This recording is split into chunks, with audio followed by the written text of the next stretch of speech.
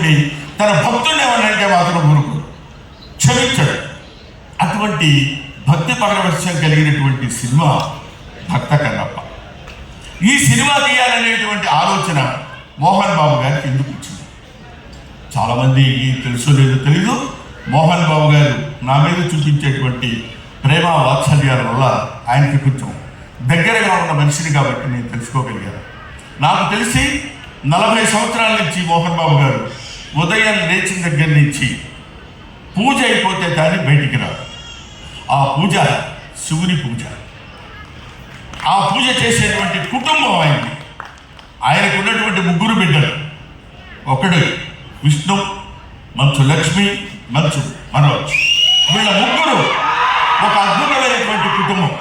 అటువంటి బిడ్డల్ని కని వాళ్ళని భక్తి శ్రద్ధలతో పెంచి పోషించినటువంటి వ్యక్తి. అందుకనే శివుడు 70 సంవత్సరాల వయసులో, అరే నువ్వు నన్ను నమ్ముకొని నా పూజ చేస్తూ నా పాదాలు అర్చిస్తూ నన్ను ఇంతగా పూజించిన నీకు ఒక అద్భుతమైనటువంటి పేరు ప్రఖ్యాతులు తెచ్చేటువంటి సినిమా అది కన్నప్ప అనేటువంటి సినిమా. అది ఎవరో కాదురా, నీ రక్తాన్ని పంచుకొని పుట్టినటువంటి నీ బిడ్డ మంచు విష్ణువు చేత ఆ పాత్ర ధరింపజేసి ఒక అద్భుతమైనటువంటి చిత్రాన్ని నిర్మించేటువంటి అవకాశం కలిగింది.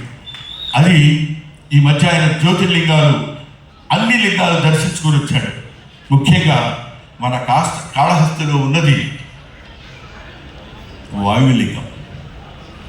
గాలి ఎక్కడైతే ఉంటుందో అక్కడ అన్ని చోట్ల శివుడు ఉన్నాడని చెప్పేటువంటి బ్రహ్మభక్తి తత్వ చిత్రం కన్నప్ప. అందుకనే దీన్ని గ్లోబలైజేషన్ అన్నారు.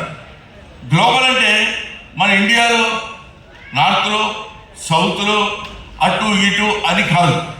ఎక్కడ గాలి ఉంటుందో అక్కడ శివుడు ఉన్నాడు.